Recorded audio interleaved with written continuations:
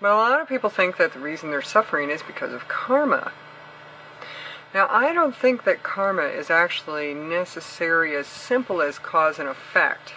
I think that actually karma is more of a educational structure.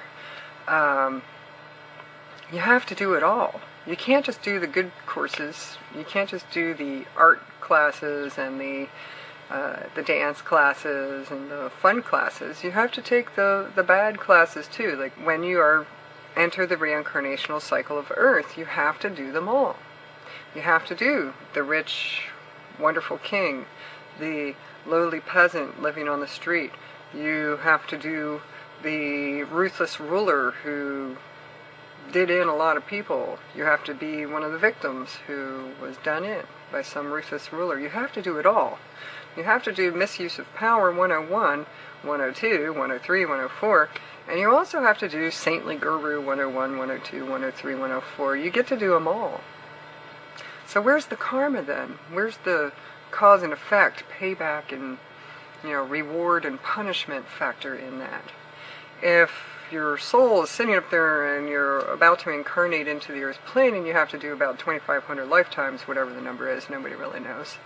But if you have to do this many lifetimes and insert yourself into all these different time zones and into all these different characters and personalities, and you have to wear them all, you have to be the jerk and the good guy and the bad guy and all of them, then there is no reward and punishment in that, especially since the self, the soul, the one self, is actually living outside of time. So there can't be a cause and effect if time does not exist. And so karma isn't what people have been teaching it to be. It isn't what you think it is. Karma is more so an educational structure. It's, yes, you have to go into bad guy lifetime 101, and then yes, there's a string of lifetimes after that that may be about the victimization that you have to experience, which was the kind of victimization you delivered. But that was part of one course. That was part of the whole thing.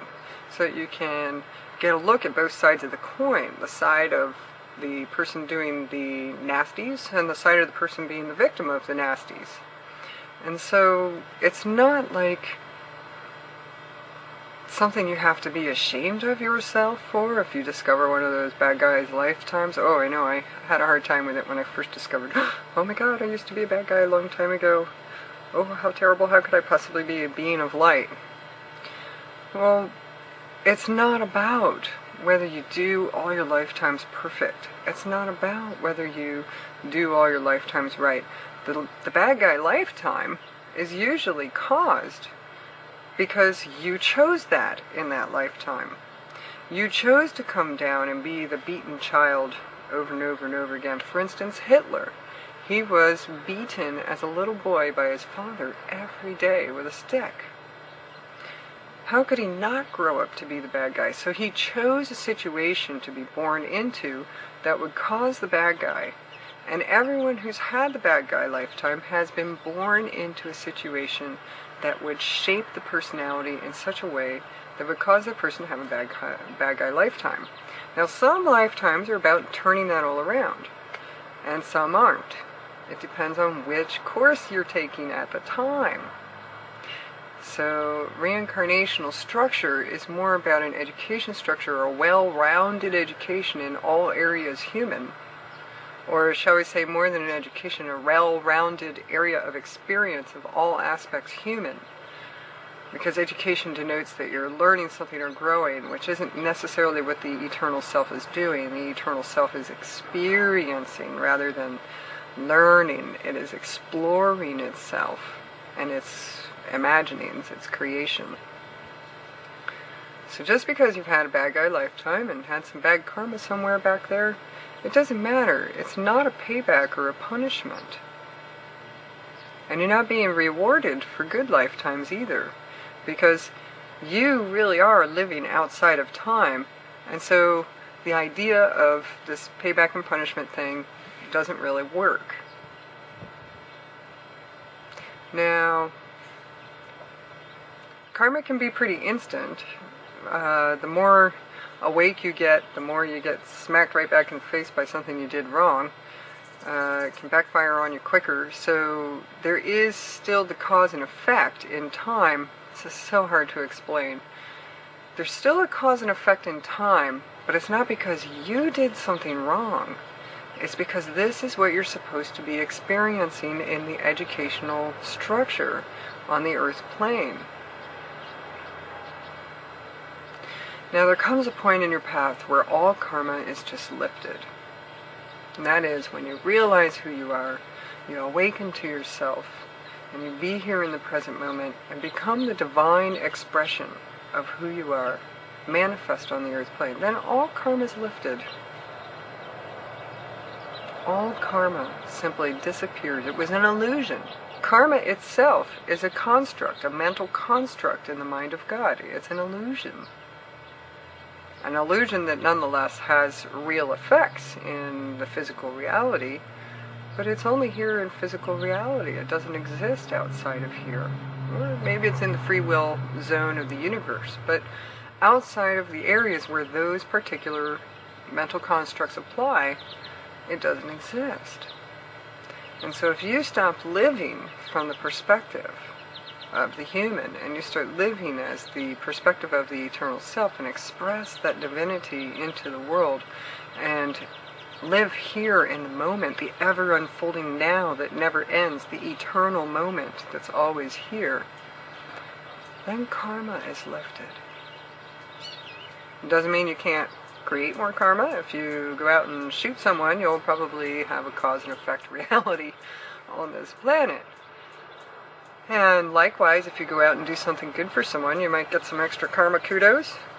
So it's not that it doesn't still apply in the mental construct that reality is, but it is not this hard, fast rule that you're suffering in this lifetime because of something you did in a past lifetime. Throw that out.